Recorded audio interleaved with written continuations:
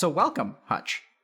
Can Thank you, you. Start by telling us a little bit about what kind of stuff you do on the interwebs and where we can find you? Sure. Yeah. So typically, if you just search Hutch on most of the platforms, you should find me. There's another Hutch out there. I'm sorry to disappoint some people in your chat. My chat was saying that some people in your chat were expecting another Hutch who does GTA RP. That's unfortunately not me. But I started doing video stuff with video games and YouTube in 2008 when there were no gamers that were doing it for money. So back then we were like the original people that were doing it. It was just a hobby. And Y'all are then, the OGs. yeah, some people would call me an OG, sure, yeah. And then people figured out that if you can get enough people to watch it, then you can make money doing it, and sort of the rest is history. But since then, I've sort of gone through, like, I've had to reinvent myself a couple times. I'm a little bit older now, and so I dabble in political coverage as well as video game stuff. And more recently, I've started a podcast of my own discussing mental health best practices with other creators. Oh, And wow. that's been a ton of fun. And I try to advocate for people to take care of themselves and be open about their struggles, and that's something I always have done with the platform that I have. So I reached out to you thinking like it would just be such a great idea to sit down and get a chance to talk to you. Cool. So can you tell me a little bit more about the podcast, or tell us a little bit more about the podcast? Yeah, it's just this podcast, like I call it Fitter Happier.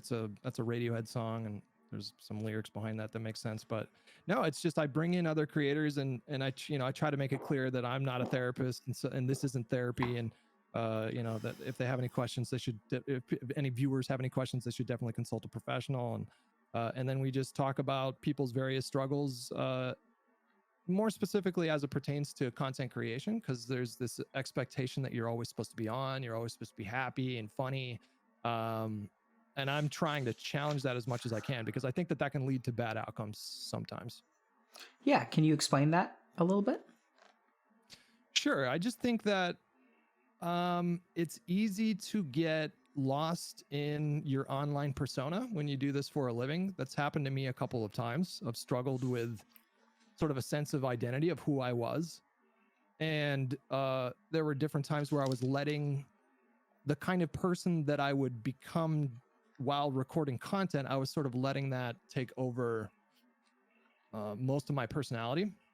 And that person wasn't very likable to me when I would stop and think about it. And so, I would say that issues of identity and kind of keeping a solid foundation of who I am has been something that I've struggled with, and it's gotten a lot better for me recently, but it's been my downfall a couple different times. And so, Hutch, thanks so much for sharing, man. Like, there's so much there that I would love to talk to you about.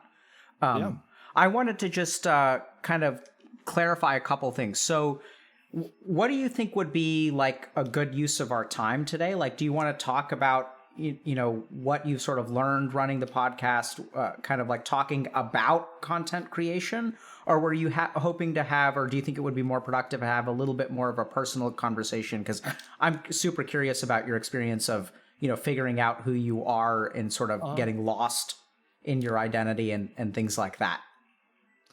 I think the latter would be a better way to spend this time of discussing the personal stuff. I don't know if I have too much of an interest in discussing like the podcast stuff. Okay, cool. Can you hold on just 1 second? My producer is calling me, because much like you, I'm a little bit of a boomer, and I use this thing called a telephone. All good. Hey, what's up? Yeah, sure. No, thanks. Okay. I had your volume too low. Oh, I see. So it's been fixed now. And so I thought maybe it was your producer telling you that you got the wrong Hutch. No, I think we love the Hutch that we got, whether right or wrong. Okay. And so just to clarify, is your understanding that what we're doing, if we're going to have a personal conversation, is your understanding that you kind of mentioned on your podcast that you kind of say consult a professional? Do you think that what we're doing today is therapy?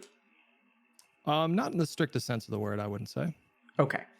So what do you think we are going to do today? Well, just to clarify, I have my own therapist, and so I understand that the sessions that I have with that therapist are going to be comprehensive and long term and that sort of thing. And I understand that this is just a conversation. So Okay.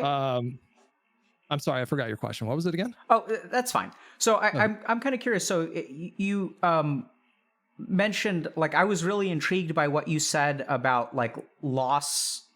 You sort of lost your sense of identity and sort of had trouble figuring out kind of who you are. Can you tell me a little bit about that? Yeah, I think if I go all the way back to when I was a kid, I struggled with relating to my peers, getting along with my peers. I was very social, very, very naturally hyper social. When I was a young kid, I would walk up and introduce myself to strangers, and I was just very curious about the world. And then when I got into second grade, I went to like a private Catholic school, and that was in that Catholic school through 12th grade. It took me a long time to connect with my peers. I was sort of ostracized and teased and that kind of thing. And what I figured out at some point was if I can make them laugh, then I can sort of get into the in crowd. And so I didn't realize it, but I was sort of modeling my personality back then based on what other people thought of me.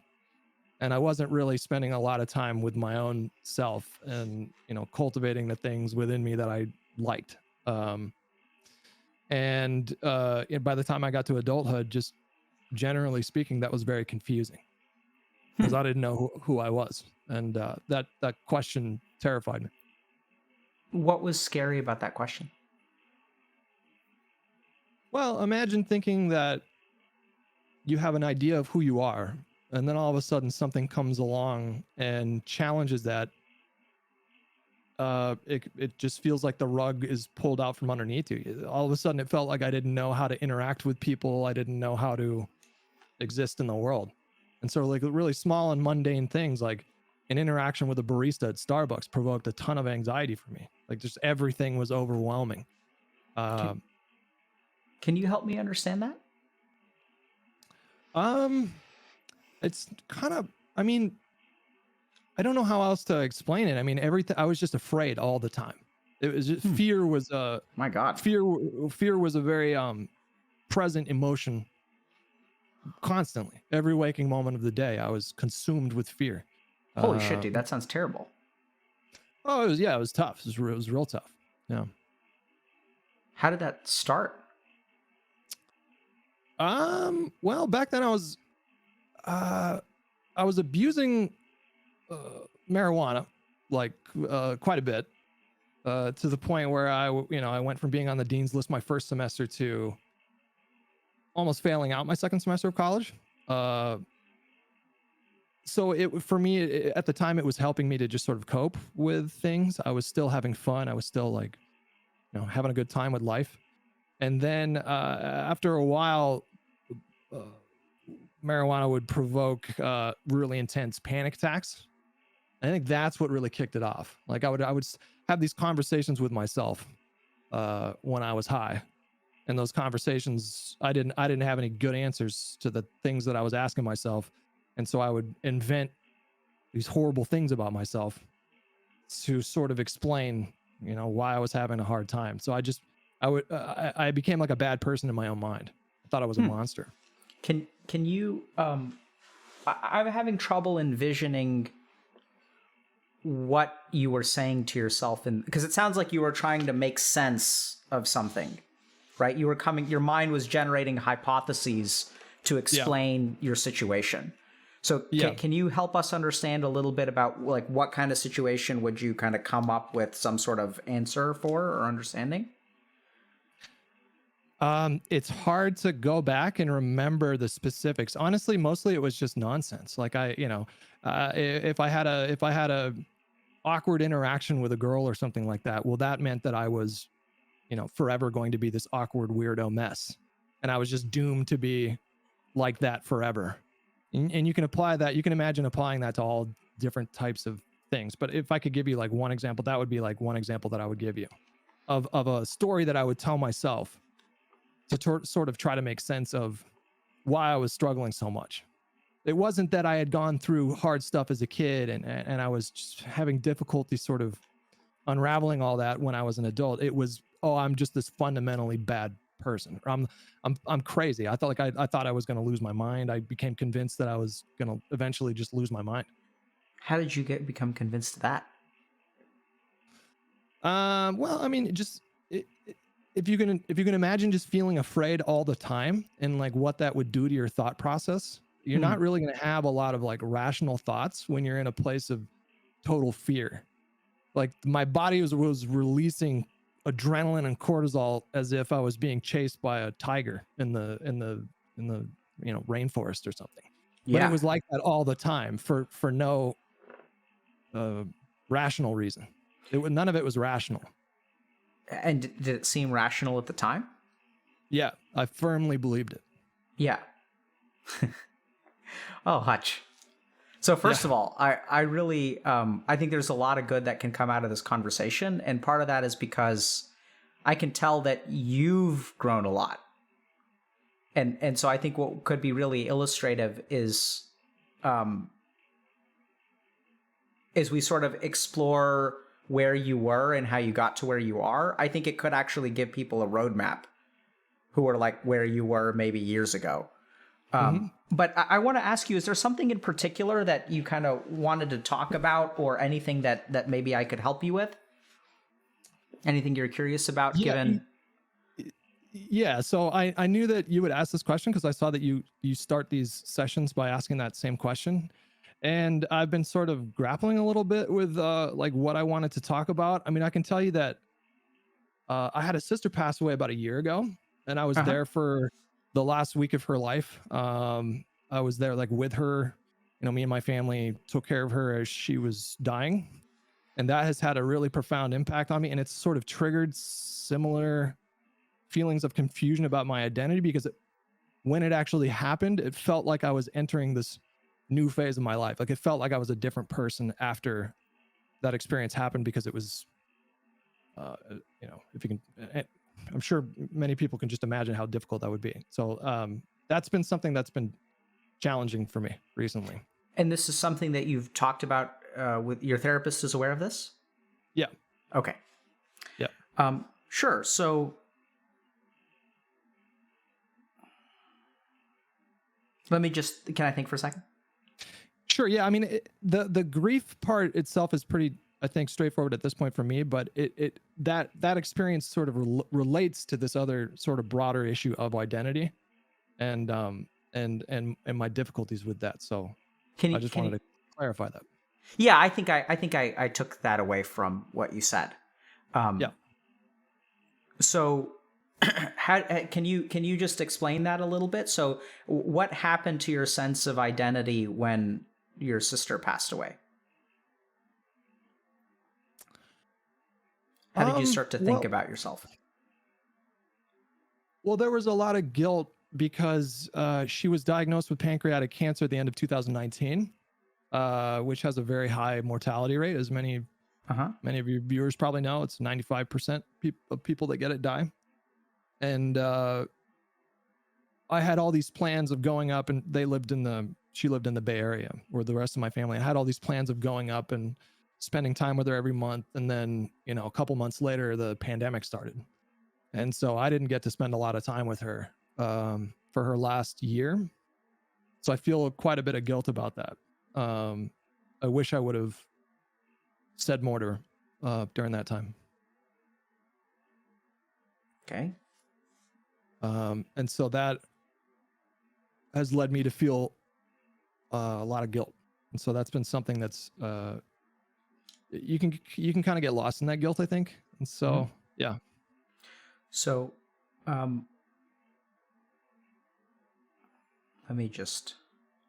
Hutch, I'm tempted to ask you a question, which I think will advance the conversation, but I'm concerned that it may not be a nice question or may evoke some negative emotion. What do you think we should do? I'm okay with being challenged that way. Okay. So let me ask you this. So it sounds like your sister was diagnosed with pancreatic cancer, and you're right, it has a very high mortality rate. And so you had plans to visit her, and then the pandemic hit. And then you spent the last week with her. So I'm kind of curious, what kind of person doesn't visit their terminally ill sister with cancer the year before they die? Well, I think that could be like a really broad question, because I think a lot of people could have different reasons for not doing that. In this case, I was asked not to come. So it wasn't like I was choosing not to come. It was she was already sick and they were taking the pandemic very seriously, and so was I. So then why the guilt? Well, I could have picked up the phone more. And I didn't know what to say to her to make her feel better. And I think a part of me avoided picking up the phone. And I think that's where I feel the most amount of guilt. Okay. It's not like we didn't talk. And there was also a large stretches where she was very sick and couldn't pick up the phone even if she wanted to. But it's just something that I think about. There was just so much that I wanted to say, and I also didn't want to remind her that she was dying. So I had no idea how to have that conversation with her.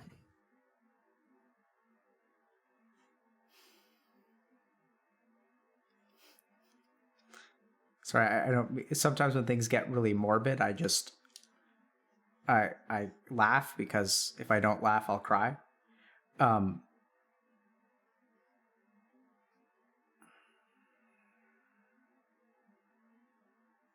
So I know it sounds kind of weird, but what do you, so you feel guilty about not calling her, or not knowing what to say, or?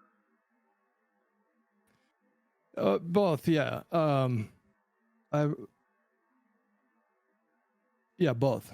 I wish when she was much more lucid and much more capable of having those phone calls, I wish I would have used the phone more. I wish I would have called her every night.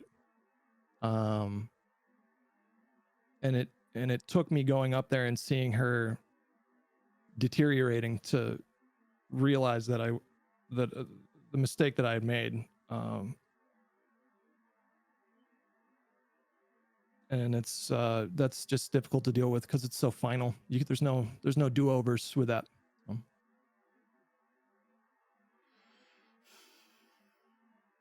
Can you help me understand where identity comes into this? So I'm hearing that after she passed away, you said something about, it's kind of related, and you started to think about yourself differently? Yeah, so I'm very blessed at this point in my life. I have a relationship that is very stable. We just got engaged actually this last weekend, so congratulations, man. Thank you. I mean, she's just such a great partner to me. And so she's been there to help me go through this. And so if I was alone, I think I may have fallen into old patterns of coping, which is to say, like, very destructive patterns. So when I look at like what's happened, my feelings of guilt around what happened with my sister, absent my relationship, I think that could have been like a really dark time for me, where I can get into kind of like really avoidant behavior, sometimes really destructive behavior. And so I guess maybe it makes more sense to focus on just like, in terms of our discussion, how to get through the difficulties of this life without shutting down or falling into destructive patterns of coping. Well, it sounds like you're doing pretty good at that. I'm doing okay. I mean, it's a struggle sometimes, but I'm actually doing much better than I used to, which is very good. Good for you, man. Thanks. So I think if we want to talk about avoidance, what is it that you would be avoiding? In what context? So you kind of mentioned that if it wasn't for this relationship, you're afraid you would have fallen into avoidance behaviors, right? Yeah. And so there are avoidance behaviors, but then there's also like, what is it that you're avoiding? So what do you think you would have tried to avoid? I think I would have tried to avoid the pain, just the emotional pain. And what hurts? Like, how does it affect my body, like physically, or Yeah, I mean, what hurt? Sure, physically, mentally. if I go through a really difficult or challenging thing, sometimes my anxiety can become so overwhelming that it's difficult to function. It's difficult to work, especially in the kind of profession that I do, where it's like it's my job to basically entertain people, and that can be difficult when you are constantly hurting. Difficult sounds like the understatement of the year, Hutch. It's impossible. Yeah, I've dipped from content creation a couple different times, just totally dipped and disappeared for a little bit. And yeah. Yeah. So can you tell me, like, when you say, okay, let me try it a different way. So you said that you were avoiding picking up the phone. Can you help me understand what was hard about picking up the phone?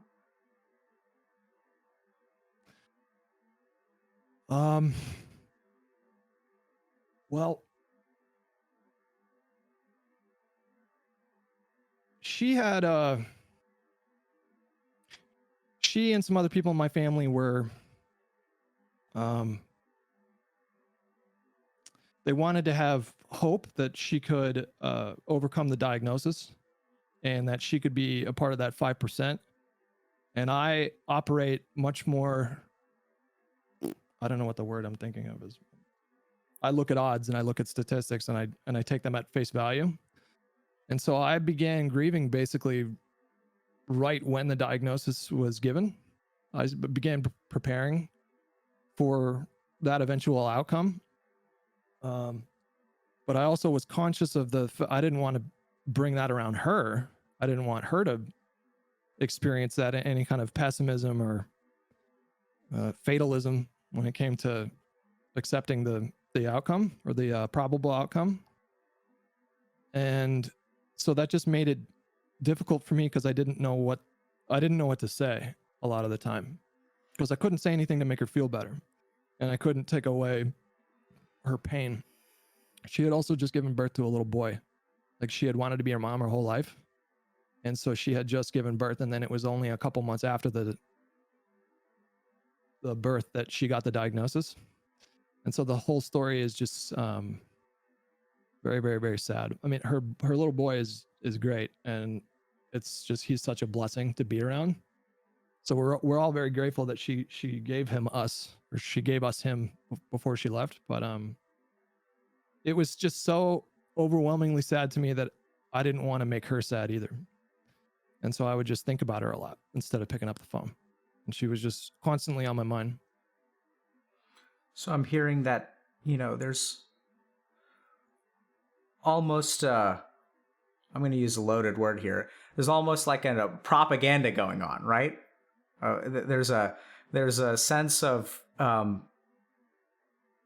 playing the music while the Titanic goes down, where your sister and maybe the rest of your family were like shooting for optimism. Yeah. And what I'm hearing was really hard for you is that, like, you kind of saw the odds and you were like you couldn't be optimistic in this circumstance. But I didn't fault them for wanting that. I understood why she would want to hang on to that. It made Absolutely. perfect sense. Absolutely. Yeah. So I kind of get you. Like, I think I understand your struggle, because there you are sort of facing the reality, and there they are holding on to hope, which like makes perfect sense, right?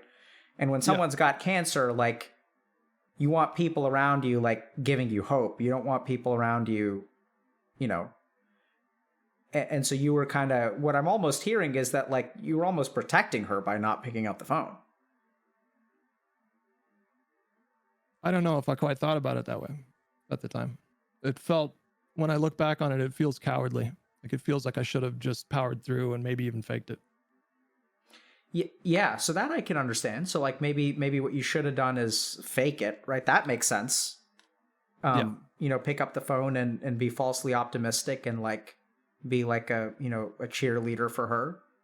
But and I can see that for sure. At the same time, I do wonder a little bit, because what I'm sort of hearing is that she couldn't kind of afford to have your mentality be a part of her sphere. I think that would have been really difficult for her if I would have brought that energy into her life. Yeah, so I am kind of hearing, and I'm curious, what do you think about that? Because that does seem quite you know brotherly to me, to sort of recognize that you're in a dark place and you're seeing these like negative odds, and like you don't want to expose your sister to that because you know heaven knows she's got enough to deal with. Yeah, that's an accurate characterization, I think. Yeah. Yeah. And what do you think about it when I sort of say it like that? I still beat myself up. I mean, the louder voice is saying, you should have just faked it. You should have just picked up the call and faked it. And Yeah. I think that makes a lot of sense. What else is that voice saying?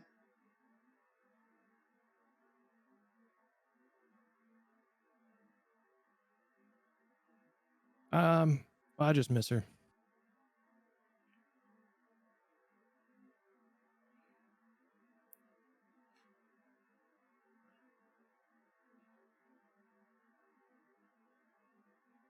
I told myself I wasn't going to cry, by the way.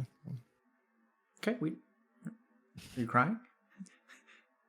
Yeah, a little bit. Okay. I just miss her a lot. I miss her a lot. That doesn't sound to me like the same voice that is calling you a coward. Well, there's a lot of voices fighting up there sometimes. Yep. So I mean, do you think the one that? So here's what I'm envisioning. There's a toxic voice in there, right? We're gonna call it toxic, but there's a part of you that tells you I'm not really toxic. I'm just real. I'm the reality of it. Yeah. And it's kind of saying, like you should have manned up. You should have put on a bright face. You should have been optimistic. If that voice is really, really devastating, it may even say, maybe if you had done that, things would have been different today. Does it ever say those kinds of things? No. Okay. I'm happy to hear that. Yeah. And so you feel, you mentioned cowardly, and I think that's a good word because it implies like an identity, right? Like sadness is not an identity. Cowardly is an identity. You see that? Yeah. And so what do you kind of, I'm going to ask a question I asked before, but just modify it a little bit. What kind of person doesn't put on a brave face for their sister dying of cancer? Someone who's selfish. Somebody who can't put the needs of somebody else ahead of their own in a time that calls for it the most. I think selfishness is a more accurate description of that toxic voice than cowardly, I think. Although I think maybe they can be a little intertwined. Yeah. I can sort of see that. I can see how those two are intertwined in the sense that, you weren't able to put her first, right? And the reason you weren't able to put her first is because you couldn't tolerate being falsely optimistic. Yeah, I mean, also just generally on top of the fact that it was difficult. It was just a difficult situation. It was a difficult thing to process. To go from having your sister who wanted to be a mom her whole life, having a kid for the first time, and she was a great mom, and she would have been a incredible mom. I think that was like her calling. I think she wanted kids since she was a kid. And we used to kind of tease her for that, like a playful teasing. But so to have this blessing of a child, and then one or 2 months later get this horrible diagnosis, that was a pretty incredibly powerful 180. Time just kind of stopped, I think, when I got the call from my mom to let me know that she had the diagnosis. It felt like everything just kind of slowed down and got quiet. It felt like I was entering this new part of my life. Can you tell me about that part of your life? What were you entering into?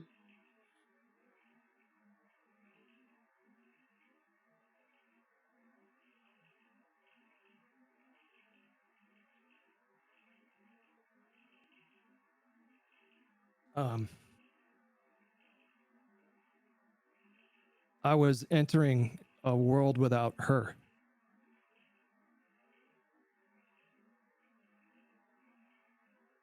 For the first time in my life. And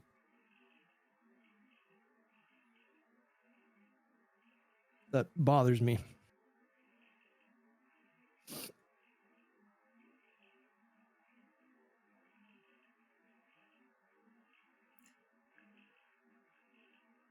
Boy, that sounds like a shitty world. I never even met the woman, and I mean, I didn't make a promise not to cry, so I get to cry. You can cry if you want to. I'm gonna grab it. Oh, I have one. She was a wonderful sister, so I mean, it was a devastating loss. Yeah, that much is clear. Yeah, on both accounts. Can I ask you something, Hutch? Did you? Yeah. I mean, so it sounds like you wanted to talk to her more. But it sounds like you talked to her some, like while she was lucid. A little bit, yeah. Did up there and yeah. Well, we went up there a couple. I went up there with Esme a couple.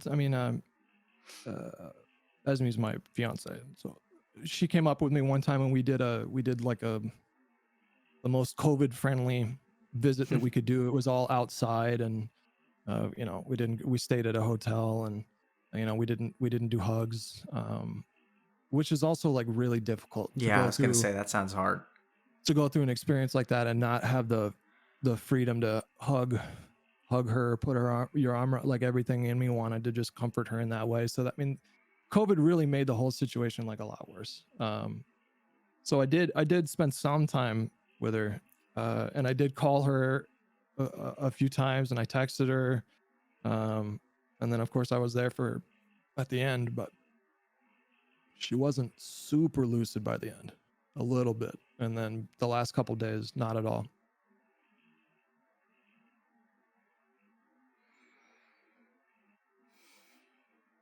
Did you ever share with her your kind of negativity?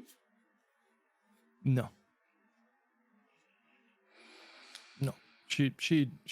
I never told her that I never told her that I thought she was probably gonna die. No. Do you think she picked up on it anyway? I don't think so. I hope not. I don't think so though.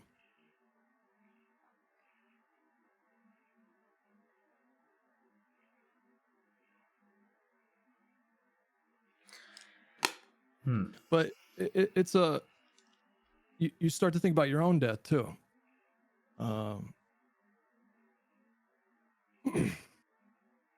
The finality of death is terrifying to me now in a way that I was always kind of afraid of death, but I think I'm even more afraid of death now.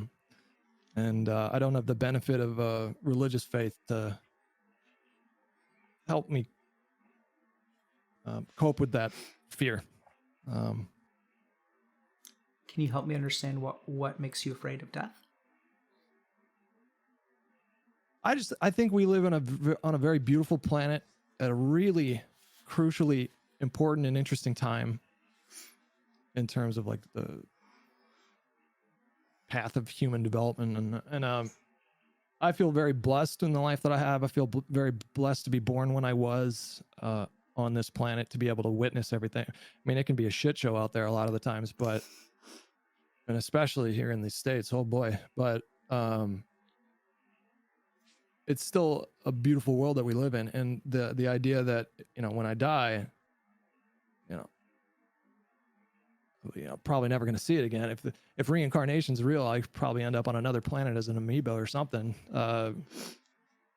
So that thought is very sad to me, to not be able to see how the rest of the story plays out and to spend time with the people that I care about here. And it's just horrifying. It's a horrifying thought.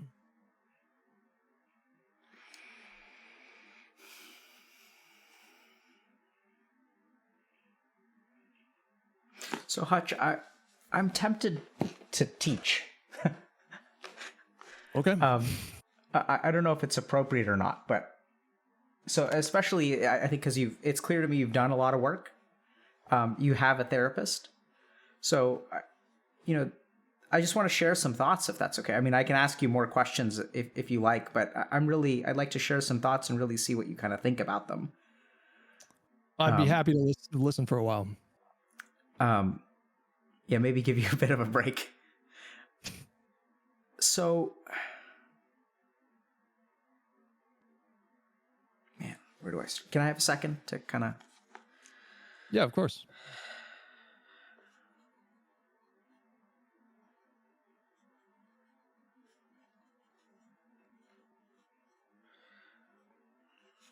I think the challenge here is I don't know how much of what I'm going to say is going to make sense, but I don't know. We'll try to figure it out. So let's just talk.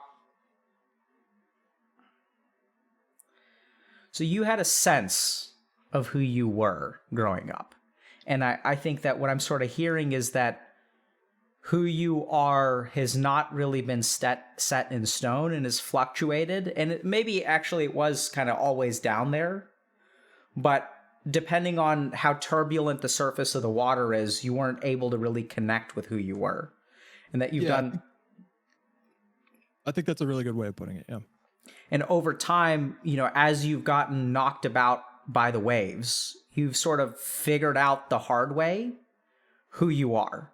It was either get swept away or find that anchor, that core of who you are. And that you've done a lot of positive growth in that direction.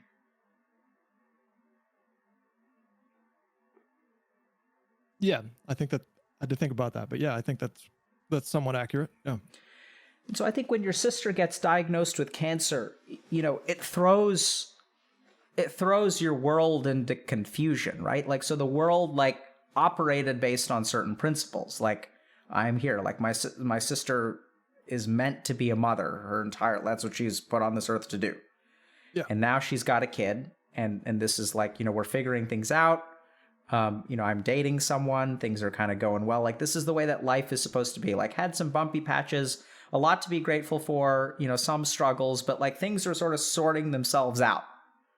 And you were feeling good about yourself. Yeah, I was on a hot streak. Yeah. Good point in my life. And then, the diagnosis hits, and then, tragedy hits with it. You found yourself not being able to delude yourself into thinking she would make it. You started judging yourself for not being able to lie to someone that you cared about. I know that's not the way that you think about it. I saw the way that you looked there for a second, but let's be honest, and this is where the teaching kind of comes in. Mm-hmm. What we're talking about is lying.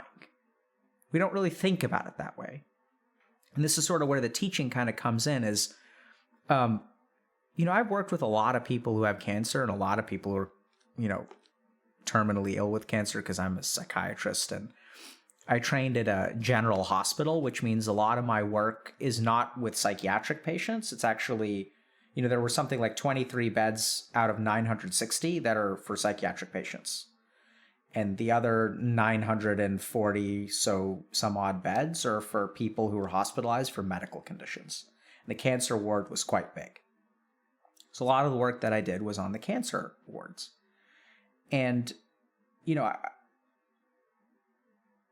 I don't know if this is going to make you feel better or worse, because I can see your mind interpreting it kind of both ways. But I think one of the most terrifying things for a cancer patient is everyone around them is being hopeful. And they fucking know the odds, right? They're the patient. A doctor is going to explain to them. But since everyone around them is being hopeful, they can't show the abject terror that they feel inside. Because no one is there who she can't break down and cry in front of her mom or her kid or, the dad or, she can't afford to do that because we're all in this play, right? We're acting it out, and we're going to hope because everyone tells people with cancer, you gotta hope, right? We place a moral judgment on the right way to behave when faced with a terminal illness. And so my experience with those people is that the best thing that I could offer them was not hope, but a place where they didn't have to be hopeless alone. Because like hopelessness is one thing, and I think this is something you understand because it sounds like you kind of did this. Being hopeless is one thing. Being hopeless alone is entirely something else. Yeah. And there's a part of me, and I don't want you to beat yourself up for this, but there's a part of me that wants to say that, I don't know. I'm just gonna say it because I think it's authentic. That like what you had to offer your sister wasn't a mistake. That like the way that you felt about her, like if everyone else is pretending that the 5% is gonna roll, like you don't think that she is unbelievably terrified that the dice are not gonna go her way. No, she told me as much. Yeah. Oh, so I'm really happy to hear that because I wonder, why she told you. I asked her if she was afraid, and she told me the truth.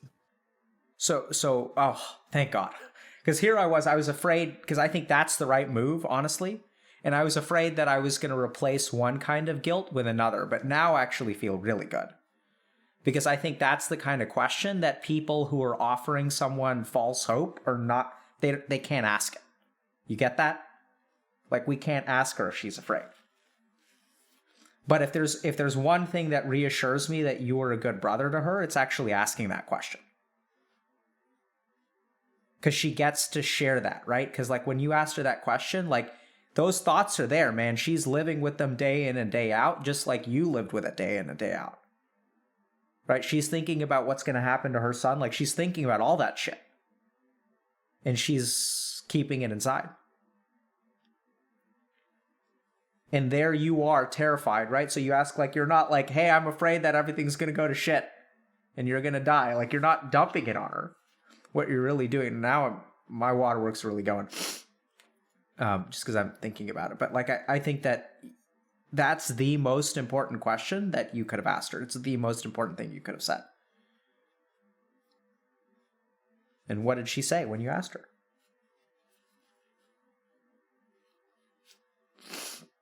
I think I'll keep that between her and me.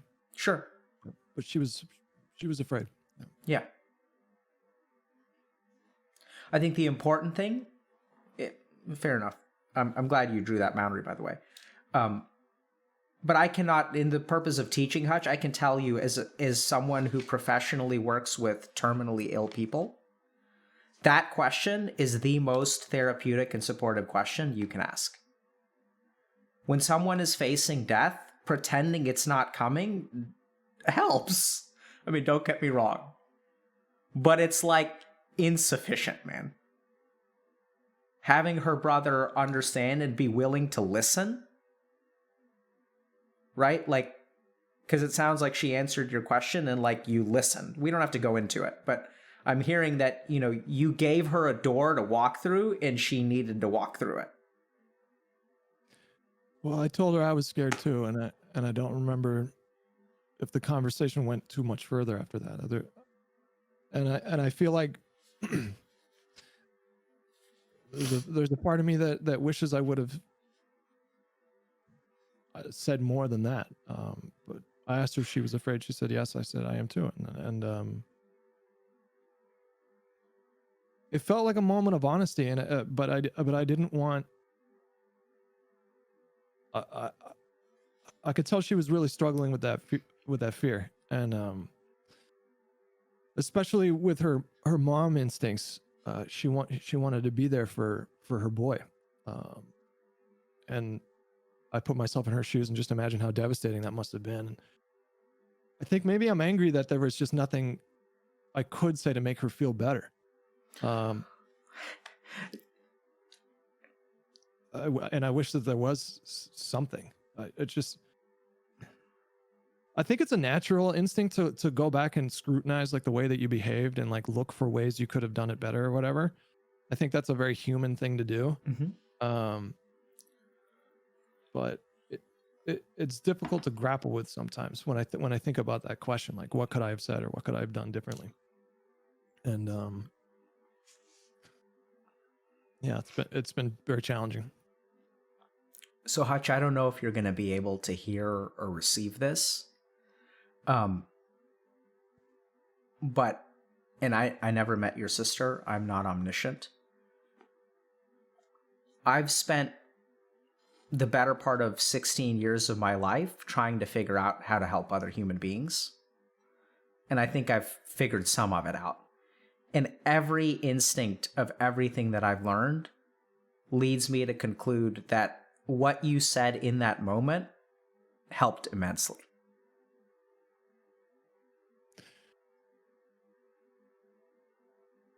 Now, I'm not saying you couldn't have said more, but I think there's also something that I think this is a mistake on our part. We sometimes believe as a society that saying more is worth more. Yeah. One moment of honesty in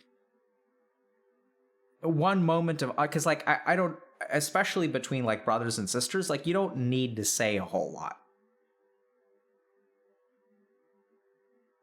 right? Yeah. Like I remember when I got engaged, my dad was like, I'm not sure she's the one for you, but if you really like, if this is the one that you want, I'm behind you. And that was it. It was like one sentence. It's all I needed to hear. There wasn't a long discussion about whether she was the one or wasn't the one or whatever. Like, it was just like one sentence. But it means it was enough. And that actually meant something to you. That was you took that as a kind gesture. Yeah. So I can give you more examples if you want. Yeah. So the day I struggled to get into medical school for 3 years. I really didn't, much like yourself, I kind of didn't do great in college, except I wasn't even Dean's List the first semester. It was F straight out of the gate. And so for years, I started medical school at the age of 27 or 28. And so there was a gap there between like undergrad for like 5 years where, I wasn't really accomplishing much. And my dad was always like pretty supportive. He didn't seem like disappointed in me or anything like that. But, and I was terrified, right? Because like, he's not going to say, hey, you're fucked for life. Like he never said that. But I was like, I'm fucked for life. It's like 25 years old, no job, no money, no, I'm not going anywhere. And so the day I got into medical school, I still remember, now I'm going to get emotional because he passed away soon after I got into medical school. But, he told me that like, now that you've gotten, and he was crying and he said, nothing is going to hold you back. And that's all he said. He was like, now that you've gotten your break, like nothing is going to hold you back. And it was like, it was honesty. And like, I realized in that moment that he was like terrified, just like I was. And that like, I mean, he never showed it to me until that moment because he, everything was going to be fine then, presumably. And he was right. I don't think I've been held back by much. But a few words are like, they can be transformative. Yeah. My mom, when she called me to let me know that it was time to come up there and her time was limited. One of the reasons why she wanted me to come up there was, if there's anything that you want to say to her in person, then this would be the time to do it. And I really, really struggled with figuring out what I wanted to say, because I could say something that was 5 pages long, with all the memories that we have and all the different myriad ways that she positively impacted my life. But I couldn't organize my thoughts all that much beyond just thinking about how much gratitude I had that she was my big sister. And I ended up that was the thing that I said to her. I just asked her, do you know how much I love being your little brother? And she kind of jokingly said, well, now I do. Like even towards the end, she was trying to like make us laugh a little bit. And, but I think maybe that was enough. Like maybe that was enough of like telling her what I wanted to, you know, say. And maybe it wasn't, but yeah.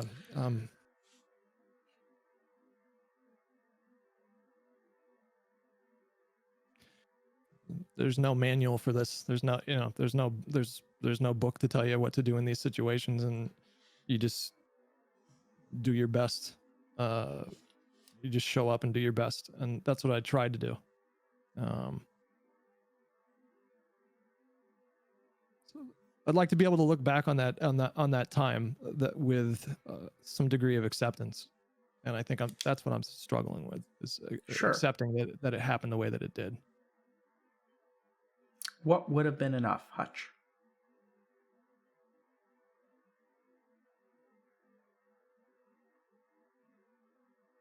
What does enough look like? I genuinely have no concept of, I have no idea. You know why? Because it's not a real thing. So now we get to the weird part, okay? Enough is an abstraction of the mind.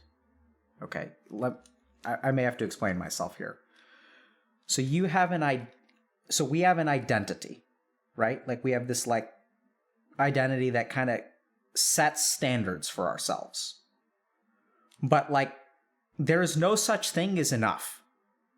There's only what is. Like the only thing that exists is what you said. What does it mean if there's enough? How do we measure that, right? Like let's be really precise here.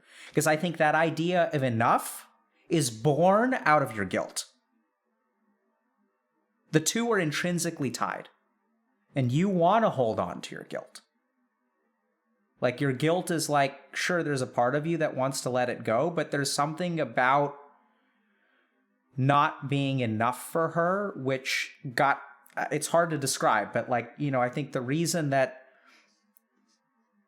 you know, guilt doesn't hold on to us like we hold on to it. What possible reason would I have to want to hold on to guilt? Like what psychological need would that be fulfilling? Because of your sense of identity, right? So if we look at why do people hold on to negative ideas, it's because of who they believe they are. So what does that say about my sense of identity then?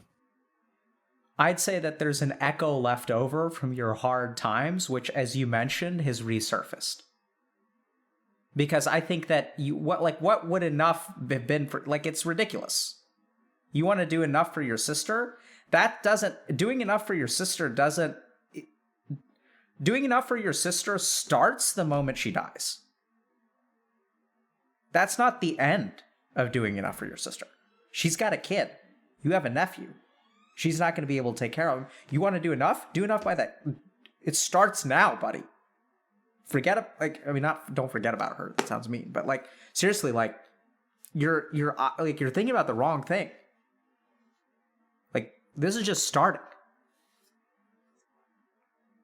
And the more that you get caught up in like doing enough, I mean, I think you did enough. I mean, it sounds like you guys had a close relationship. Sounds like she felt loved. You know, she was joking at the end, but don't confuse humor for the real feelings underneath. And that's just all because, like, I mean, what could you, like, it's the pandemic. You showed up when you could. You said what you were capable of. Could you have said more? Yes. But this is also where you have to, like, meet yourself where you're at, right? You can't expect yourself in the 3rd grade to know what you know now about your identity. All that exists, were you enough back then in the 3rd grade? I think it's like you said, I just was what I was. Exactly. And so when did that change? Were you enough in the 4th grade? Sure. Enough in the 5th grade? Sure. And somewhere along the way, something happens and you start becoming not enough. It's idiocy. It's ahamkara. It's ego. Go ahead. You want to say something? That's that feeling of not being enough. I think that's all I remember. I don't have a time in my life where I felt like I was enough. So yeah. So this is where the teaching comes in. So this is where the feeling has existed. It's just looking for a particular way to thing to latch onto. Does that make sense? Yeah. And boy, is losing your sister a really easy thing for it to latch onto. Being enough has nothing to do with her. It has everything to do with you. And if you tell me that you've had the feeling of not being enough forever, well, yeah, right? That should give you evidence that you didn't do anything wrong by your sister. It's just there's something about your identity, it's something that you carry with you that makes you feel like you're not enough. And if you pay attention and you go back and we ask you lots of different stories about your upbringing, we can come up with a time in 4th grade when you didn't feel like you were enough. And then your jokes weren't funny enough. And then you became a content creator and you made good content. And the next week you made content that didn't have as many views. And then you weren't good enough. And then you start dating this girl and you were racked with insecurity because you don't know if you were enough. And then over time, you realized that was BS, and then you asked her to marry you, and now you're going to get married. We can see the enoughness, the lack of, oh, I'm not enough. But in any of those individual situations, were you ever not enough for your fiance? No, bro, you've been you. You've been great. Do you need to grow? Sure. Are you going to continue to need to grow? Absolutely. You'd have to ask her. You ask her for me. See what she says. I think I know the answer. Yeah, I think I do too. And so not being enough is part of what you carry. And it's just really, really hard because it's really easy for that insecurity to latch onto, I didn't say enough for my sister. It was what the fuck does enough even mean? What are you gonna, what could you possibly say that will, just think about the tragedy of her being a newborn, having a newborn son and then dying of cancer. What are you going to say? How, you're not going to make a dent in that. You can only say what you can say. Right? And I think you actually did honestly, my professional opinion is that you offered her something really, really important, which is someone to be afraid with, which when the end is coming, people don't want to put on a brave face. It's false. It's a lie. So I think that authenticity, and if we think about even what I do on stream and stuff, we don't pull punches. Am I making you feel bad because we're both crying? Does it hurt to have this conversation? Of course I never met the girl. I feel devastated. Right? I have my own grief. Does it mean it's bad that we should retreat away from this?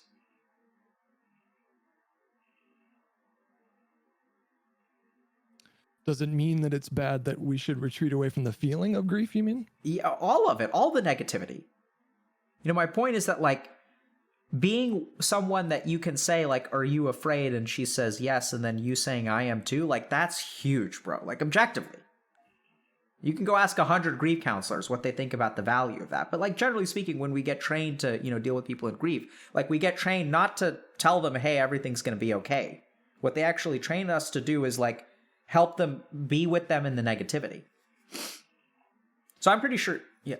It seems very counterintuitive because your instinct is to protect them from that feeling. Yes. To protect them from that feeling of sadness and fear. But you're not going to protect them from shit, dude. Your sister knows.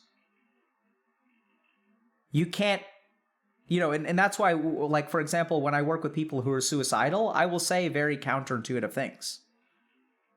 So when someone's suicidal and I say, cheer up, you have so much left to live for, how do you think that makes a suicidal person feel? I'd probably roll my eyes at you if you said that to me if I was in a suicidal place. Exactly. Isolated. Alone. Makes the suicidality worse. Instead saying, hey, help me understand why life isn't worth living. Wow, that sounds awful. It sounds like you don't have a lot left to live for. Right? You don't want to leave them alone. And then once you're with them, once they're not alone, then you can start moving forward. Right? Then I can say, hey, I understand why you feel that way. I'm having trouble being hopeless when I listen to you. Everything you're saying is correct, but I still have hope in spite of that. What do you think about that? So authenticity and honesty is like the basis of human emotional support.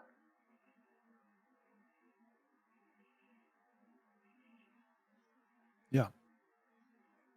Okay. So, I mean, I know I kind of bounced around, but I think kind of going back this idea, if you felt like you've never been enough, like that's what you need to work on. But that doesn't have to do with her, right? And I meant what I say earlier in terms of like if she passed away, like enough doesn't end with her death. It starts with her death. So how do you even begin to start challenging a voice that's as loud and ingrained as the one that I'm describing that says that I'm not enough? I can't think of that. Is the loudest voice in my, I'm a content creator. We're all insecure fucking lunatics. We're all messes. Self-esteem comes from like metrics and stuff like that. It's just so yeah, it's a beautiful question, and your answer is right there. You don't challenge it, you accept it. So there's a part of you that feels like you're not enough, and how do you treat that part of you? Like it's an authority. Okay, so not the answer I was looking. It's not a belief. It's like it's a conviction.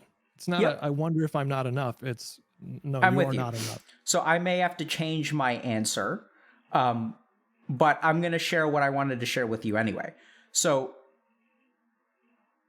the thing is, you're trying to get rid of it, right? It would make my life a lot easier, I think. So I think that's why it's not going away. So when there's a part of ourselves, so I would say that how do you start challenging something like that? If you want to get rid of it, the way that you do that is not by challenging it, by actually accepting it. So there's a big difference between arguing with yourself when you say, I am not enough, and arguing with yourself and saying, no, I am enough. And then you guys fight in your mind. No peace will come from that. I'm sure you've tried it 1,000 times.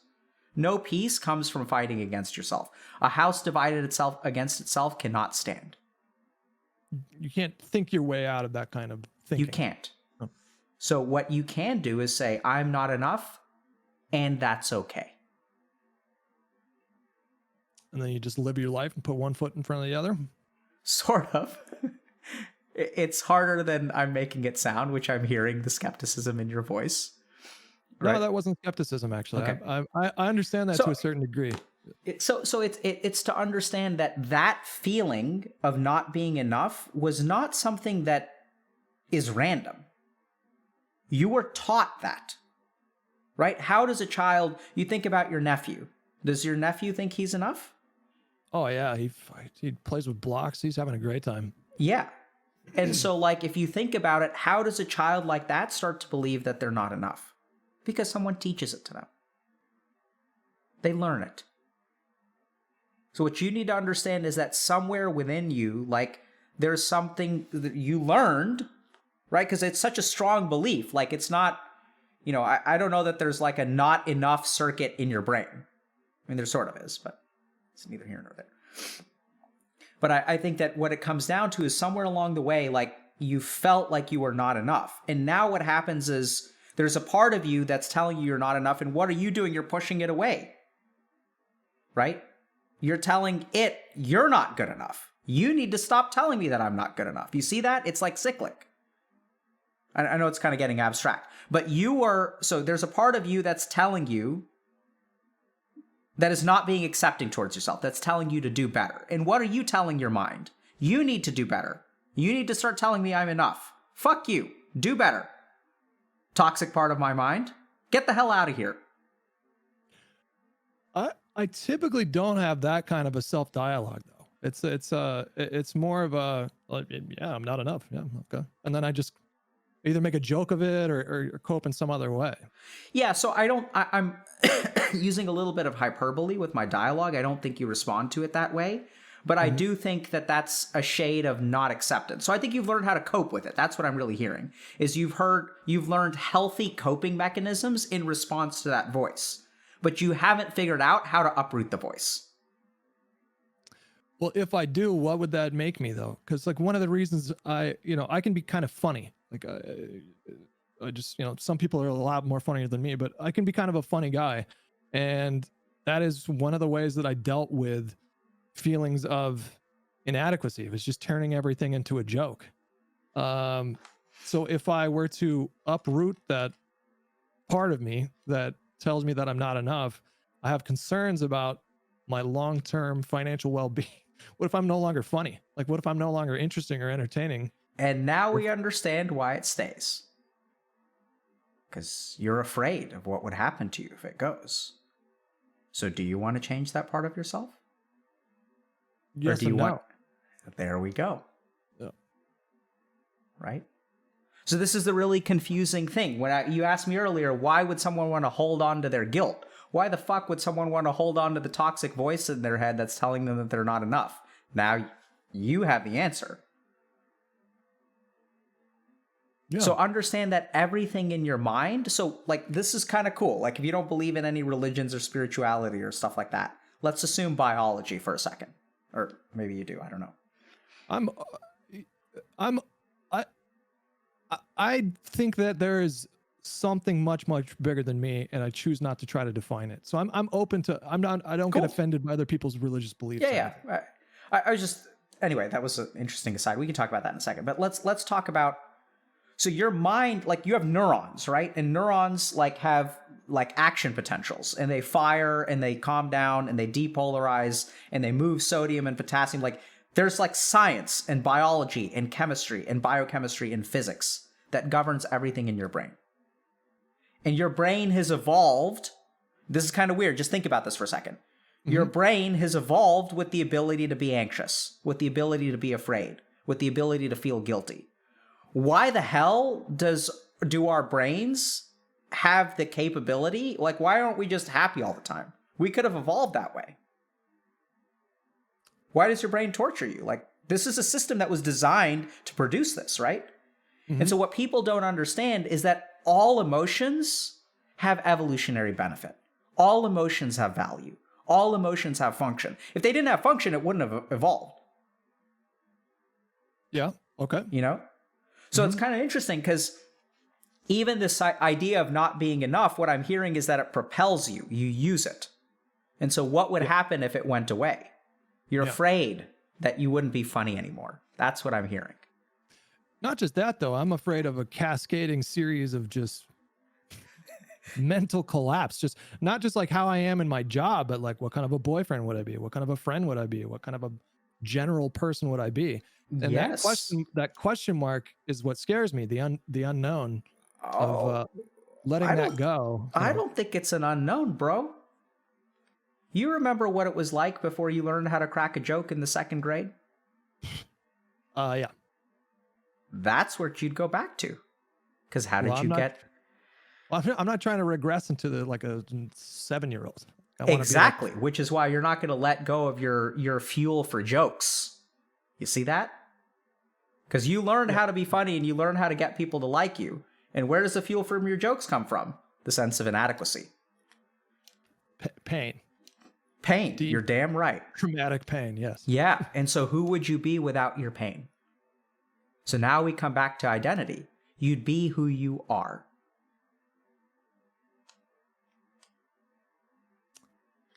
I'm just afraid that I wouldn't be interesting at that point. Yep. But you will be. Don't worry about that. I mean, you are worried about that, which is okay. So we have to meet you where you're at and let yourself be afraid. So I know it's kind of weird, but like you're afraid that people won't like you if you get better. Right? That you won't be funny. That there'll be a collapse. You know, I'm of two minds on that because you should have seen me like 12 years ago, Doc, because I was a fucking mess. Like, and you could see it. I wore it on my face. Like if you tuned into my videos, like people used to leave comments like, are you okay? Like how I looked physically because I wasn't taking care of myself. And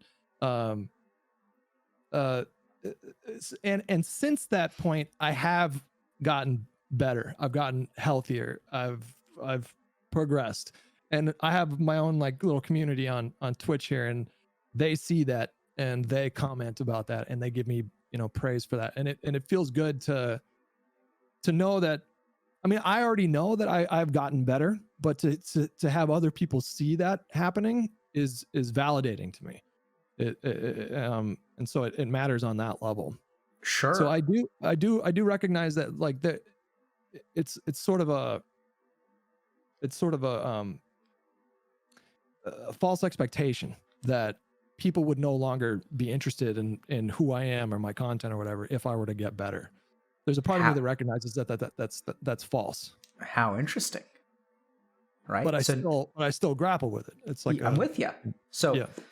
Most of what keeps us stuck. So this is another common misconception. When we get stuck, we think that we don't know what to do or that we lack motivation. But most of the time, what keeps us stuck is conflict. Because there's the doubt, right? There's like, and it's been fascinating to talk to you, bro, because it's clear to me that you've done an immense amount of work. So what I see is someone who's like halfway there, or even well past halfway. It's like 75, 80%. And yeah, I know, it's shocking. But I think that's really the issue, right? Is like, so, and what's happening is, what these people are teaching you, and I know it's kind of weird, but I think Twitch is doing a lot of good in the world. But what they're teaching you is that, oh, you're not like a screwed up degenerate that used to be kind of funny, and we accept you anyway. Right? We can be proud of how far you've come.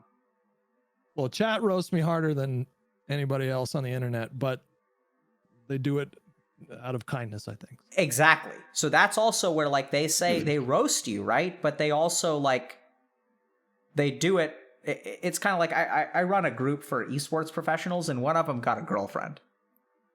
And the funniest thing was, man, they would not leave him alone. They were like... His teammates were roasting him for it? Not just his teammates. It's like kind of a more open group for esports. Everyone was roasting him. They just could not stop giving him shit. And so I was like, what? And if you look at, everyone's smiling, right?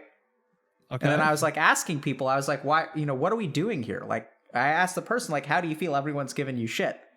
And he's like, I kind of feel like embarrassed, but I sort of feel good. And we ask everyone else, like, how do y'all feel? And we're like, we all feel good. We're all sitting there smiling, right? And it's like, what we're actually doing, this is the way that men communicate their approval. Yeah. Right? Yeah. It's the negative expression of a positive affection.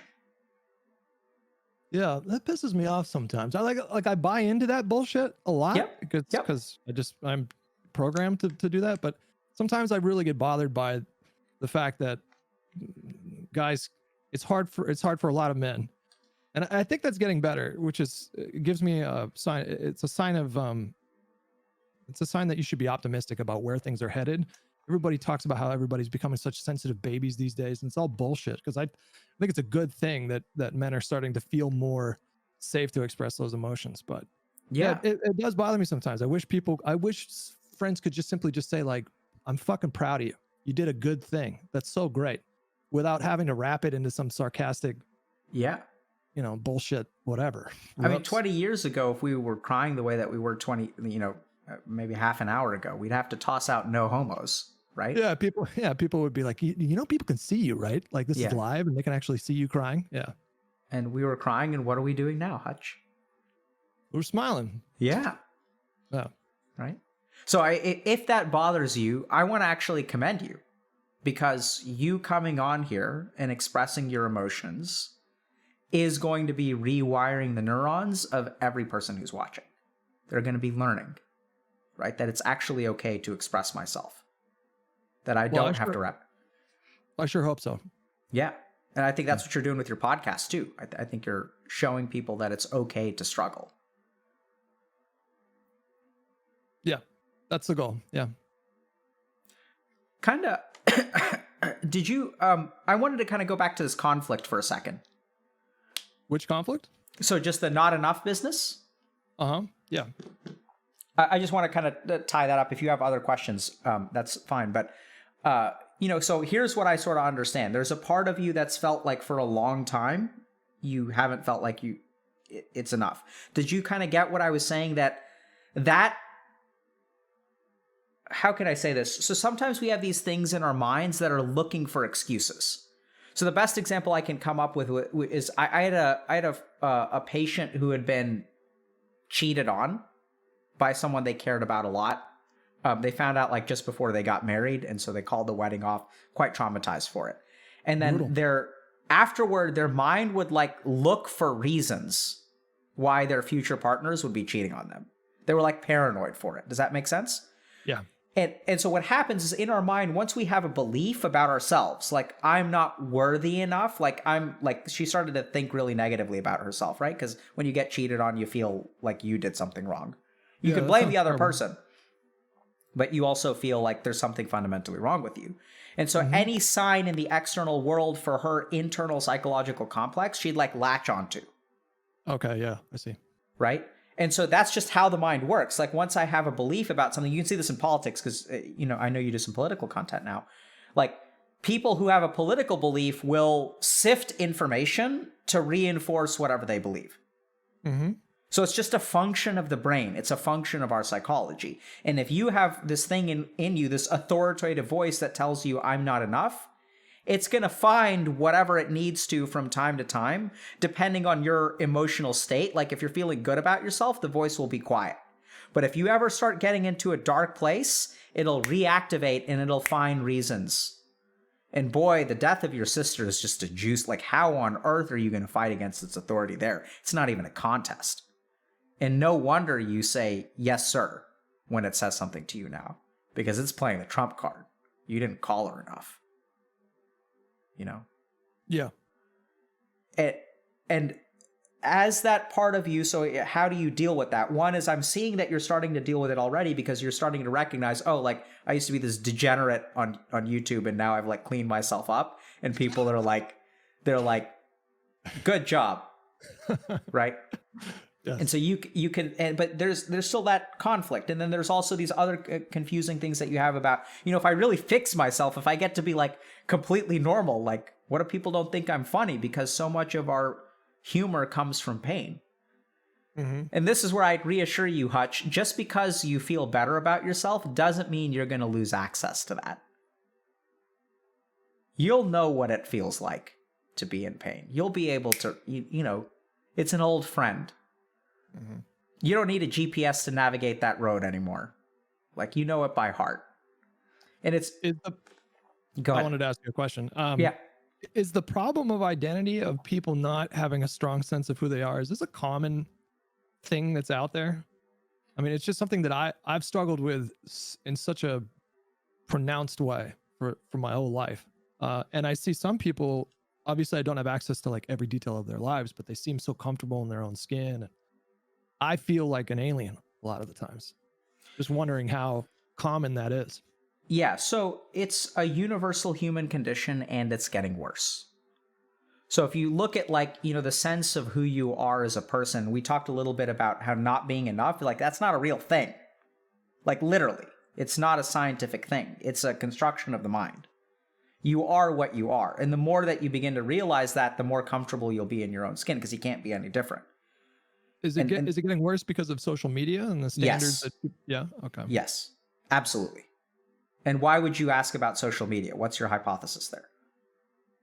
Oh, I mean, I just spend way too much time on Twitter sometimes, like way too much time. And it's gotten better, but I still have days where I'll be on Twitter interacting with people for like 8 hours, and I feel like absolute shit at the end of it. And then I wake up the next day and maybe do it again. Like it's like sort of like alcoholism in that yeah, regard. Absolutely. So let's talk about that for a second. And then we'll talk about you and why it's been hard for you and what that means for your karma. Okay. So okay. Yep. Oh yeah. We're going to go off the rails now. You ready? Okay. I'm down.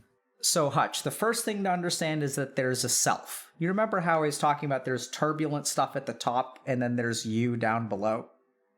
Yep. So the Buddha called that the self. Buddhism. He called that the self. The interesting thing is if you ask these like yogis from thousands of years ago, what is the self? The answer they came up with was neti neti. And neti means not this. So if you ask these yogis, what is the self? Is it a person? They'll say, it's not that. Is it a cosmic thing, they'll say it's not that. Is it black? Not that. Is it white? Not that.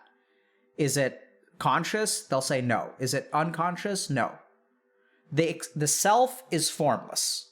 And so I know it sounds kind of weird, but we'll ask you to do this in a second. I'll ask you to like meditate. So like close your eyes and notice that there's like an experiencer. We'll go through this more formally in a second. Okay. But like there's a thing. No, not right now. Okay. There's a thing that experiences all of your life. So the experiences can be separated. There's happiness and sadness. But who is the person who is experiencing the happiness or sadness? It kind of goes like one level like deeper into the matrix. And what they sort of realized is they followed the matrix all the way back to its source, and what they found was the self. So then what they sort of discovered is that thing is formless, and we'll show you how to get there in a second, sort of, or take one step. And then what they realized is that we also have an identity, but the identity and the self are two different things. So the identity is what they call the ahamkara, or the ego. And the identity is anything about you. It is not you, it is anything about you. So anything you can put down on a piece of paper is part of your ego, but it's not really who you are. So for example, I call you Hutch. Is that your name? Well, sure. I mean, my first name is Sean. But people call you Hutch. Yeah. People call you Sean. Which one is you? I think they're both me. How does that work? I don't know. I didn't think about it that much. I just answered reflexively. Yeah, it's weird, right? So like, I would say that those things are both you and neither of them are you, right? If I like, does your nephew know that your name is Sean? I don't know. He's very, very young. So I don't know if he knows my name quite yet. The answer is probably no, but does he know who you are? Yeah. How's that possible? Because this little tiny human brain is forming memories. Sure, right? So there's something going on there, but name isn't a part of it. So if you think about who am I? If you ask me who am I, I'm going to say my name, I'm Alok. Like the first thing that we answer with is actually false. It's not who we are. It's just something that we attach to ourselves. Anything that you put on a resume is not who you are. It's part of your identity for sure, but it's not part of the self. And so the fundamental confusion that we have is we start to identify with our identity, which we can't really blame ourselves for, right? Because when I think about, like, if I start to think of myself as like, I'm a doctor, and I attach myself to that identity, or I think of myself as I'm someone who applied to medical school 3 times in a row and failed to get in. That's all part of identity. It's all things that I can put on my resume. It's like people can ask me about it, but it's not who I am, right? It's just attributes of my life. And that's where our suffering comes from. Because when I start to attach myself of being a doctor, I can become prideful, which is going to be a source of suffering. Because once I have pride, there are doctors who are better than I am. Why don't I get respected as much as other people do? There are doctors on TikTok who have more followers than I do. So any kind of seemingly positive thing that comes out of identity actually brings suffering with it. And then what if I lose my medical license? Then suffering comes with it. So all of the attributes of our identity are the cause of our suffering. That's what Buddha would say. And that the closer that you get to who you are, and you sort of remember this, right? Because you have this fluctuating identity. Didn't matter what the fuck it was. Like, it could have been whatever. It still sucked. Until you got the hell away from all of it. And I would venture that, I don't know if you've ever put your nephew to sleep, but if you've ever put your nephew to sleep, if you haven't, you should try it sometime. Hopefully you'll fall asleep. He lives all the way up in the Bay Area, so I don't get to see him as much. So maybe one day you'll have kids, and then you'll understand this. When you put your kid to sleep, like, there's no Hutch, there's no content creator, there's no, or maybe you've got a fiance, right? So I don't know if you've like ever fallen asleep with your fiance, or she's ever fallen asleep and you've just like laid in bed with her. And in that moment, like, you don't have a beard. You don't have a certain hair color. You're not like a particular height. You just are you. And you're holding her. And there's just an experience there. And the more that you tap into that experience, or you don't have a bank account, you don't have a mortgage, you don't even have a name. You're just like a human. And you're enveloped within that experience. And it feels fucking amazing. Watching a sunset. Yeah. Like taking a really good piss after you've been driving for a long time. And at that point, I chase that feeling, that clarity, I suppose you could call it, the stillness. I've chased that feeling with all kinds of destructive ways throughout my life because my thoughts are so loud. And so gambling would quiet those thoughts, or drugs may have quieted those thoughts, or sex may have quieted those thoughts. And so beautiful. Or obsessively playing video games or chess. I mean, just I would chase that feeling of stillness because whenever I would not have something to stimulate my mind, these loud negative thoughts would just sort of swim in my mind. With you 100%, right? So now we come to social media and dopamine. Yeah. So what happens? So the first thing is that social media amplifies our ego, because what we're doing is we're showing ourselves to the world, right? It's all about display. It's all about resume. It's all about what you show. It's not about who you are. And so we actually have a lot of like stuff that is moving us away from our self and into our identity. And so suffering is coming with it. But holy shit, is it dopaminergically reinforcing? Because it feels good, right? Sometimes. Yeah, and it feels bad, which then begs the question, why on earth are we doing it if it feels bad? So, you know, like you're kind of saying, you're on Twitter for 8 hours, and that's where like what's happening is we're getting like that dopamine reinforcement without any sort of like spiritual gratification. It's like spiritually empty. Yeah. Yes. Right? And so this is where what we tend to find is that people chase oblivion. They chase the stillness. They actually chase nirvana, which is like the state of enlightenment, with drugs. Because it gets us kind of close to there. And this is why like Buddha figured this out, and he was like, you can get to that sense of peace consistently and even permanently. You can live in that way where 24/7 you are detached from your identity and you're just living as an experiencer. And that is enlightenment. And he was like, how that would work in the Western world, but yeah. So it wouldn't, right? So this is the challenge, is that like someone who's enlightened doesn't care about their resume. And so they won't necessarily chase success. And so it is problematic. He ran into a lot of problems in his material life. And then we kind of get to why you've struggled for it, why this has been a problem for you. And that's because your karma is to learn. So I think you've been given, so I've noticed this really interesting trend, which is that people who have a lot to be grateful for suffer a lot in terms of questions of like identity. And so there's even an interesting theory that the more ready you are for spiritual growth, the greater advantages you'll be born with. Because you can't meditate on an empty stomach.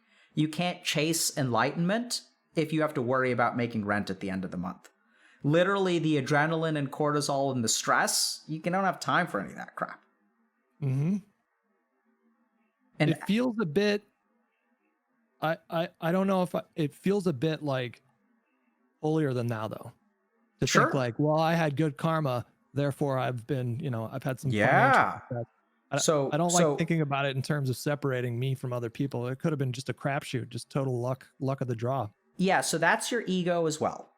So any comparison that you make to another person is your ego. Okay. We're not talking about other people. We're talking about you. Okay. If you think about taking care of your nephew, does that make you a better uncle than most people? Sure. Most people aren't going to do as much for their nephew as you will, because most people's nephews still have a mom. But we're not concerned about them. We're not saying that you're holier than thou. It's your fucking duty. It is you. Has nothing to do with anyone else. All right. So I wouldn't worry about that. Like, seriously, this is an important point. And it's all it's their karma too. Don't worry about it. So I say this to a lot of people. But it's important for you to understand that this is an important question for like your growth as a human. And I think you're grappling with it, which I think is super healthy. Like, it's fantastic. The question being, who am I, or what am I? Yes. And this idea of like, when I share with you that you're not enough is not a real thing. All you've ever been is what you are. And all you will ever be is what you are. And the more centered you become in that, the happier you'll be. I get kind of tripped up on, sometimes I think about the fact that I'm one bad year away from being a monster. You know, like if I go through some people that we consider to be evil or whatever, they had a young self. They had a young, pure self at one point, and then something happened to them. People don't choose to become evil and do evil things. So sometimes I think about like the fragility of identity and how it can be broken down by horrible and traumatic experiences. And I get afraid. You know, what if something really fucked up happens to me and then I turn into a monster? I don't think about that so much anymore these days. I have those thoughts less, but that was one thing I got really tripped up on when I was about 19 or 20. I couldn't see a meaningful difference between me and, you know, evil people. It's all turbulence at the top. I'm not saying that you didn't see, I'm with you, that you had those thoughts. But even if you're a monster, I know it sounds kind of weird, you are what you are. Right? And I know that sounds kind of like a weird spiritual statement, but it's actually like a scientific statement. No, like I understand. You can't, you know? And so that's where, like, and the more you begin to understand that, like, sometimes you got to be careful because you'll have, like, false gurus who will use that as justification to do horrendous things. The most common example is, you know, spiritual gurus who put their dick where it doesn't belong. That happens all the time. So, but I actually think that on some level, like, you know, you have to understand that we're all one step away from becoming a monster. That's how you have to respect it. Right? That's what's going to make you like a good person. Like the people who commit the worst evils in the world are the ones who are convinced that they're righteous and they're not monsters. Sure. Yeah. So I think this also goes into like non-dualism and things like that. But this is just the idea that there's neither good nor bad. There's just what is. Like, you know, go outside and look at a flower. Is the flower good or is it bad? Then look at a blade of grass. Is the blade of grass good or bad? Now, if your mind is comparative, it'll say that the flower is prettier than the blade of grass. Then you'll assign a judgment. You won't accept things as they are, and then you'll elevate some people and you'll denigrate others. The blade of grass is just doing its thing. You know? Yeah, isn't that more or less the whole point of the yin yang? The fact that it's all encompassed in one circle, so that's duality is an illusion. Yes. Yeah. Yeah. And so, are you a monster or are you a good person? I mean, I can be a shitty person for sure, but I genuinely try to be a good person. I try to be an empathetic person. Yeah. So I think as long as you live that way, right? So as long as you recognize that there's both within you, then I think you'll move towards being a better person. And if we think about, like, you know, what that core is, that core of you is capable of everything and nothing. Are you Sean or are you Hutch? Well, I'm kind of both. And there are arguments to be made that that's a contradiction, that you can't be two people, Sean. Right? People will say, like, you can't be both. That's stupid. Right. You got to have one name. But no, that's not how it is. It's neither you. You're not a monster. You're not a good person. You are what you are. Everything and nothing. Yep. Yeah. Yeah. Okay. Well, you've given me a lot to think about. Well, that's what we're here for. I've really enjoyed this conversation, by the way. Thank you for having me on. I appreciate the insight. Me too. Yeah. How do you feel about learning a little bit of meditation? My thoughts get loud, but I'm down. I'm open to the experience. Okay. So if this isn't if this is hard for you, not a big deal. There are other techniques that we'll send you. So we have we made a meditation guide, and you should get access to that just because you're a guest on stream. So, you know, you can watch that, and there are a bunch of techniques, like introductory things that you can start with. But based on where you are, there's a particular technique that I want to share with you. And it's kind of tricky. So it's sort of an advanced technique, and you may not be ready for it yet. You may have to work up to it, but I still want to share it with you. Okay. So I'm going to start reading to you, okay? But what I want you to do is so sit up straight, so your spine should be straight when you meditate. And then I'm going to start saying different things to you, okay? But then I'm going to instruct you to pay attention to different things while I'm speaking to you. It's going to be weird, okay? So first, I'm going to ask you to pay attention to the words that I'm saying, all right? And then what I'm going to ask you to pay attention to is not the words, but where the words enter your ear. So I want you to notice not what you hear, but the faculty of hearing. Does that make sense? Yeah. And so what we're going to sort of recognize is that the words are outside of you, right? There's you, and then there's the words on the outside. With me? Yeah. And how do we determine that the words are on the outside? It's because you are observing them. So you're the observer, and they're the object of observation, right? And so then what's going to happen is when I ask you to observe the faculty of hearing, is the faculty of hearing a part of you, or is it then outside of you? Okay, so I know it's weird. Feels inside? I don't know. It does feel inside. That's why we're going to do this practice, okay? Mm-hmm. So I want you to start by listening to my words, okay? And just try to, interpret them and understand them. So the development of adult attachment styles, 4 lessons. Why are some adults secure or insecure in their relationships? The authors review 4 lessons they have learned from longitudinal research on the developmental antecedents of adult attachment styles. First, although adult attachment appears to have its origins in early caregiving experiences, those associations are weak and inconsistent across measurement domains.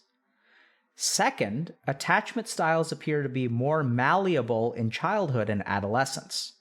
So now what I want you to do is don't listen to my words. I'm going to keep reading, but I want you to pay attention to the faculty of hearing. Notice your ability to hear, and don't really focus on the words, okay? Third, early experiences do not determine adult outcomes. Fourth, there is still a lot to learn, and future research requires examining relationship-specific attachment patterns, the distinction between distal and proximal factors, and interactions between relational and genetic vulnerabilities. Addresses: University of Illinois at Urbana-Champaign, USA. University of Minnesota, USA. Corresponding author, Fraley R. Chris.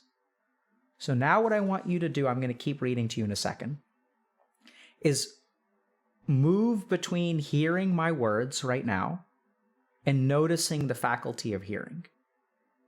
And notice that as the experiencer, you can observe the words on the outside, and the words are on the outside, and the person who experiences it is on the inside. But as you notice, now go to the faculty of hearing. And notice that as you move into the faculty of hearing, suddenly the experiencer goes further within. And your ability to hear is actually outside of you now. You're observing it from within. It's no longer a part of you, but is actually outside of you. And now what we're going to do is open your eyes and look at my face and see my face. See the different, now look at your room. Notice all the different objects in your room. And I want you to pick one direction, and instead of looking at an object, let your eyes remain open. Notice the faculty of sight. So notice that there is a looking, not on any particular object, but that there's like all sorts of objects there, and that there's a looker. And put your attention on the sight itself, not the object of the sight.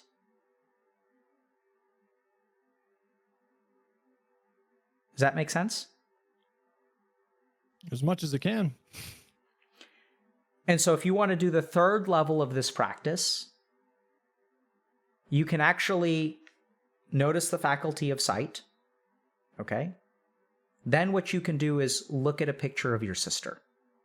And what you'll see is that when you look at the picture of sister, there's the object, you can notice the faculty of sight, and then there's an internal emotional experience that'll happen when you see her. And then what I want you to do is zoom out and look at that emotional experience. There'll be sadness, there'll be grief, there'll be tragedy, there'll be love, but you can even take a step back from that and just look at all of those feelings. And when you keep on going all the way inside, what you'll notice is that even though you feel sad, there'll be peace in spite of the sadness. And then eventually, if you keep going, you'll find what's at the bottom of the ocean, and that everything above it is waves. Is that the same thing as catharsis? So I'd say catharsis is a slice of this process, but it goes deeper than catharsis. Yeah. So what catharsis is, what I'd say is that as long as the mind is turbulent, we can't see inside, and all the knowledge is really at the bottom. What catharsis is like a moment where all the waves are still. And then we can see into something, and then we have like this revelation that is like transformative. Yeah. But it goes even deeper than that. So I'd say that there's stages of enlightenment, and I'd say catharsis is arguably like catharsis in the flow state are like early stages of samadhi or temporary enlightenment. Okay. Gotcha.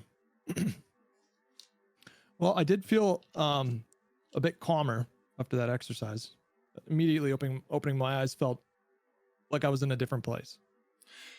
Yeah, so, I think the good news is that the spiritual stuff, like, we don't really know, Hutch, if any of that shit works. We just don't know.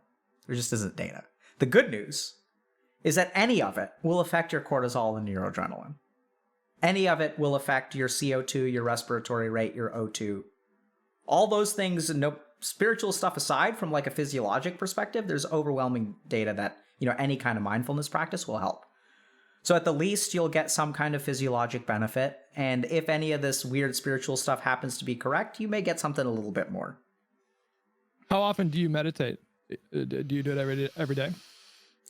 So I do different kinds of meditation. There's one sort of meditation that I've done every day, but at a minimum of 3 breaths is like kind of the core meditation that I do.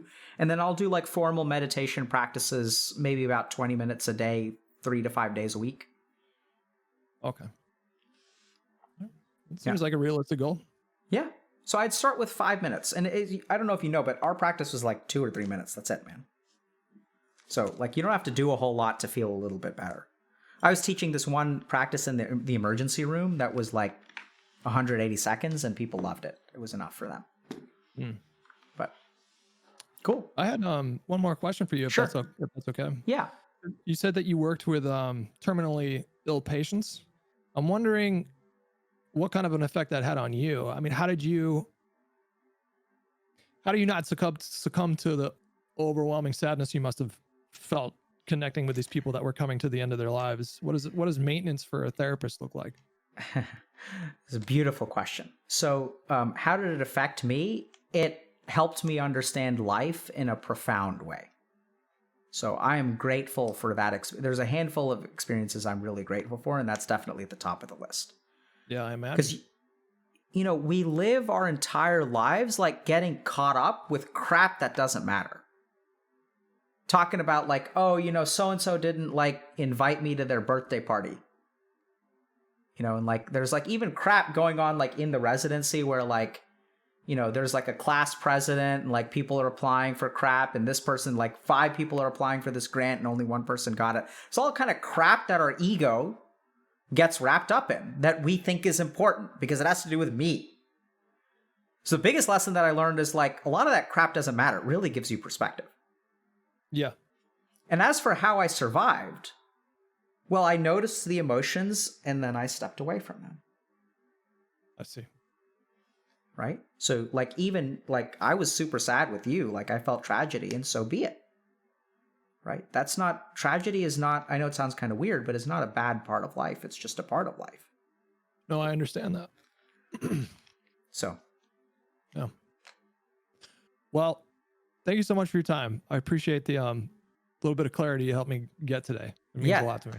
Thank you for coming on and sharing, and I really, appreciate the work that you do. Do you want to tell us where we can find, especially like your podcast and some of the newer things, like you stream on Twitch, YouTube, like where can we find you? Yeah, if you just search, so on Twitter, it's Hutchinson. It's my last name. On YouTube, it's Hutch. On Twitch, it's Hutch. And if you're looking for the podcast where I talk to other creators about mental health stuff, it's called Fitter Happier, and you can find it on Spotify and Apple at this point. So yeah, that's my little neck of the internet. So thank you so much, Hutch, for coming on, and good luck on your wedding, and congratulations, bro. Thank you. I really appreciate that. Take care, man. Bye. You too. Bye.